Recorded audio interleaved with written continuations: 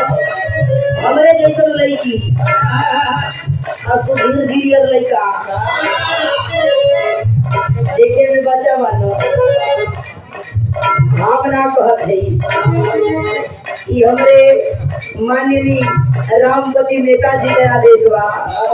लड़का बिगड़ जाई लड़का के सुखंडी धले के पहले ही लड़का बिगड़ गल है कहे के नहीं खे वही नेताजी आपका ध्यान किधर है लड़का पर ध्यान दे ही लड़का बिगड़ चुकल बा अच्छा तो मान ले हमारे लिए लड़की बा इनका जैसन लड़का अच्छा तो यहाँ मामला कुछ उल्टा बा लड़का लड़की के बुलेट पर लेकर घूमेला लेकिन यहाँ मैटर चेंज है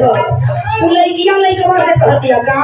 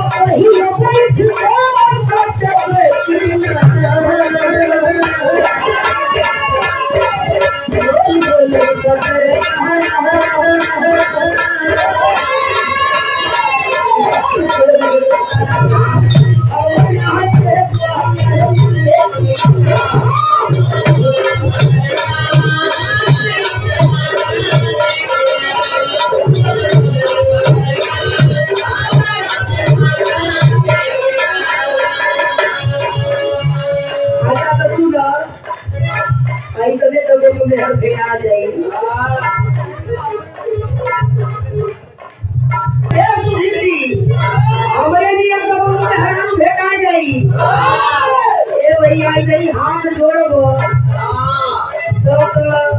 हाथ गड़बड़वा मर्द को ना काम को भी बहरान से हाथ है जोड़ दी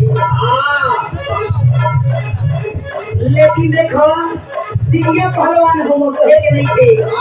दिया काम और हमारे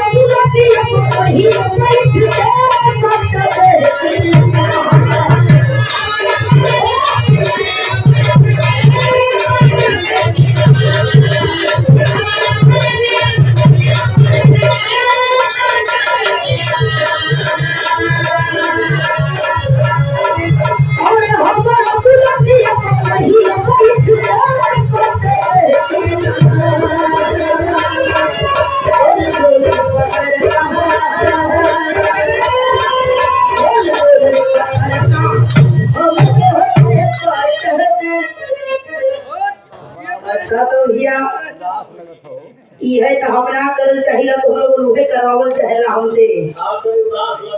ये जरूरी है देखा भाई करिया हर पातर है ये हर तनी चाकर है अब अंतर तो है ना हो ऐसा तो अरे भाई हमारे लड़का के कन्या पति ले तो तनी मोट में देख ले तो लड़का मोट होई ऐसा है ना कि तोरे लड़का के सुखंडी हो गल कहिले जाके फगुया झरवात हम बतावत है ऐसा ना कि लड़का को बोरोबी मत करी अब तो अखाड़े में कूदले के बाद के लड़का ह के लड़की ह के पहलवान ह के कमजोर ह ई ना देखाला अच्छा तो हम लोग न मनवा देखा हमें नाचे वचे ना आवेला लेकिन थोड़ा सा इन लोगों के कहल गल कि नाचे गावे तोड़े तान नाचे गावे तोड़े तान वही दुनिया मान यही से ज्यादा ना भी हमरे नाचो चलाओ बस थोड़ा सा हल्का सा झलक है अब आता